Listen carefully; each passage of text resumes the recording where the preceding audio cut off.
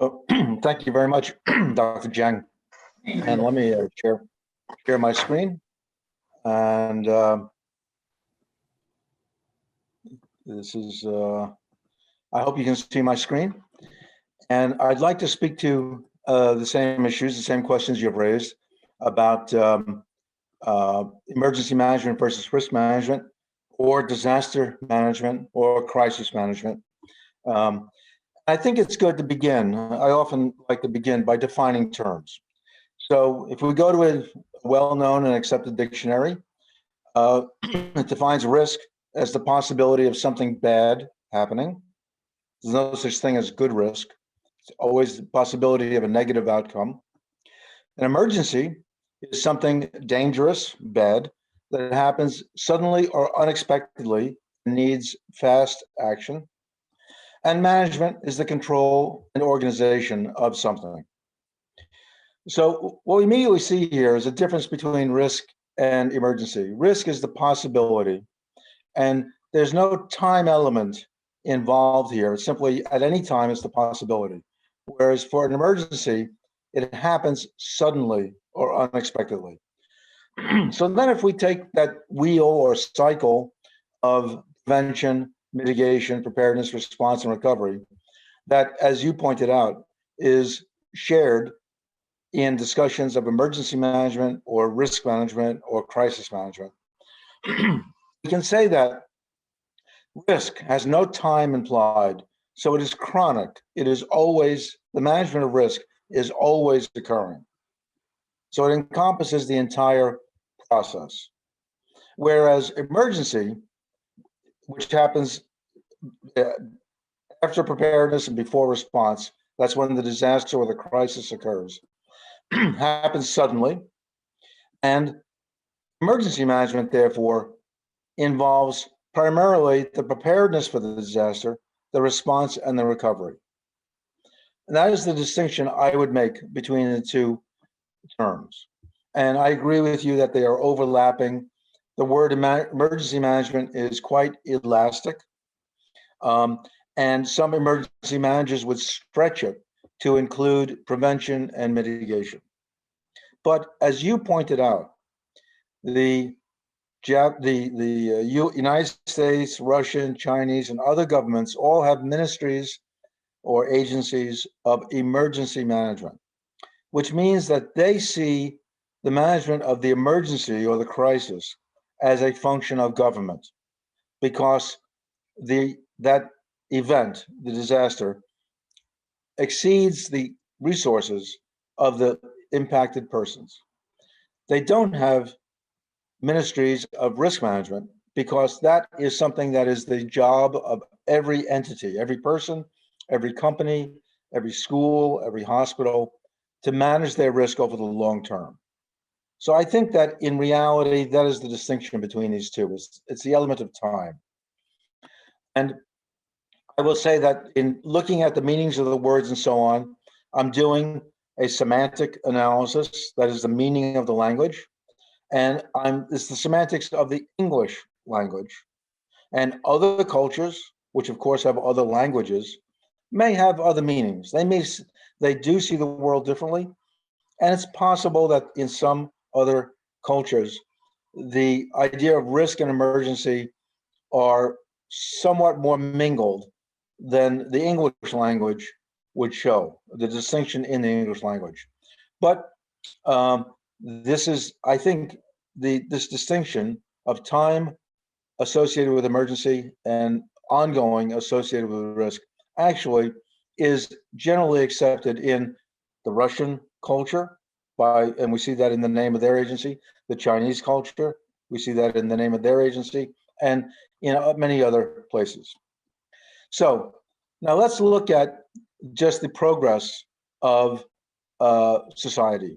The x-axis here, I hope you can see it, is time, and the y-axis is some measure of growth of society. For example, population, GDP, gross domestic product, or some other measure. And in theory, hopefully, we're always progressing, and populations and gross domestic products and so on are generally increasing. These days, some populations are stable, but the GDP and other activities are still increasing with time. And then, of course, we have shocks that disrupt this normal societal growth, earthquake or heat wave, whatever it may be. And with each of those shocks, we actually, the real measure of growth dips down with each one. Sometimes it dips down and takes a long time to recover, so it's a slow recovery and not a resilient society. Other times the recovery is quicker, so we have a gain in resilience, but a larger shock may again reduce the resilience. And eventually our goal is to have improved resilience, and even though we have a great shock, we quickly recover from it. This is another way of looking at that cycle. Now, in order to recover from these, at all times, we are doing certain activities. In my experience, all prevention and mitigation activities can be categorized into 4 broad categories. Structural, which means in some way improving the structure or building a structure to protect you. Locational approaches, which means in some way avoiding or shifting away from the hazard. Operational, which means at the time of the disaster doing something like evacuation or so on.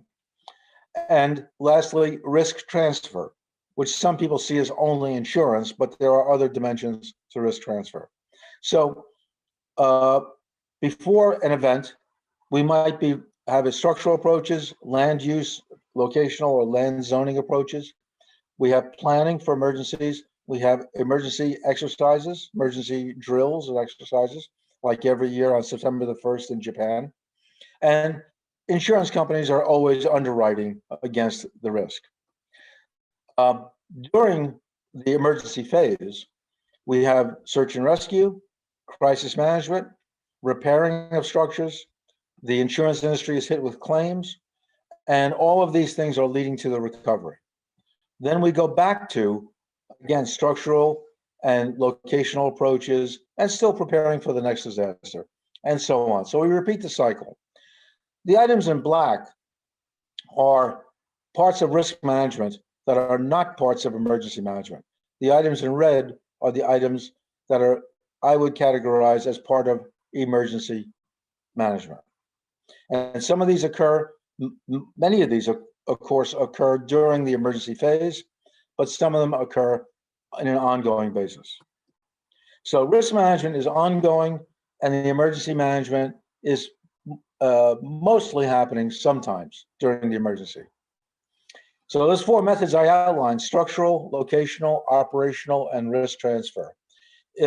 I have yet to find a prevention or mitigation technique that doesn't fall into one of these 4 categories.